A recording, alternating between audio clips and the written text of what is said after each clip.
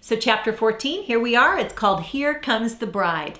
When your wedding day comes, it is worth waiting for. When your relationship happens, you will have no disappointments. I promise you that you waited as long as it took. Some of us are waiting a long time. Others are it happens before we even know that it's happening. And it happens on both sides for people. Some people are surprised. They think they'll be single for a while and they get married in their 20s. Other people are surprised on the other side. But the point is this, that when it happens and you get to walk down that aisle, you will not be disappointed. If you've done what we've talked about in this book, you'll be grateful and happy and ready. Now, even though we wait and pray and do all the things we've been talking about thus far, there probably will be some elements of surprise. If you've read my story, then you know that I, on my wedding day, got 5 men and not just one. I got my wonderful husband, Ron, and his 4 sons. It has been the greatest adventure of my life. I love and adore my boys as if they were my own. But it was a surprise, and there were elements that really felt a bit awkward and like we weren't all necessarily prepared. Most love stories have a redemptive element to them. You will probably be part of a redemptive story.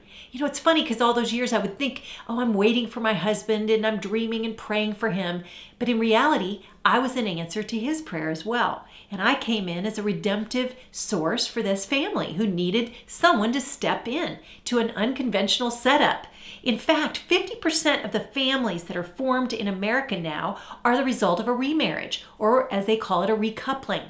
So that's happening all the time. We don't often see it in the media or popular culture, but it's really, truly a part of our culture now. So I want you to think about the fact that as you see yourself waiting, remember and define your wait as preparation. You're being prepared for something great, something unique, something you will love but may not have chosen if it was left up to you. Then when we see ourselves in our journey as preparation and not just waiting, it makes it fruitful and it makes us realize that God's bigger plan is what we're really counting on. There are even things that you're experiencing right now, I can tell you with firm faith and confidence, that you need to be going through. In fact, you need to be learning this very lesson that you're learning right now for preparation for what's to come.